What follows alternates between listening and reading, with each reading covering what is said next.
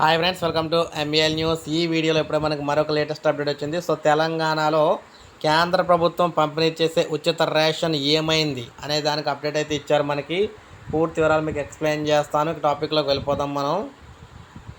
కేంద్రం రేషన్ ఏమైంది, 5 కిలోల బియ్యంపై బండి నిలదీత, కౌలు రైతులకు కూడా రైతు బంధు ఇవ్వాలి డిమాండ్. సో మొత్తం మీద కరోనా వచ్చిన దగ్గర నుంచి గత 2 ఏళ్లుగా కేంద్రంలో నరేంద్ర మోడీ ప్రభుత్వం పేదలకు 5 కిలోల చొప్పున ఉచితంగా రేషన్ బియ్యం అందిస్తుందని బీజేపీ రాష్ట్ర అధ్యక్షుడు బండి సంజయ్ అన్నారు.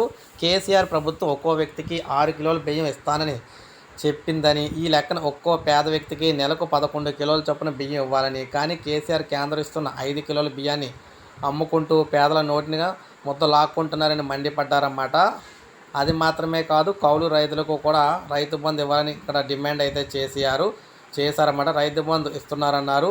అయితే ఇదివరకు అన్యాయం అయితే జరుగుతుందని చెప్పేసి అన్నారన్నమాట. సో మొత్తం మీద చూసుకున్నట్లయితే ఎట్టి పరిస్థితుల్లో రేషన్, కేంద్ర ప్రభుత్వం ఇచ్చే రేషన్, ఉచిత రేషన్ ఇవ్వాలని చెప్పేసి జూన్ నుంచి ఈయన చెప్పడం అయితే జరిగింది. సో చూడాలి మరి ప్రభుత్వం ఏం చేస్తుందో ఏంటనేది. సో ఇది ఫ్రెండ్స్ ఈ వీడియో. లైక్ చేయండి, సబ్స్క్రైబ్ చేసుకోకపోతే మన ఛానల్ సబ్స్క్రైబ్ చేసుకోండి.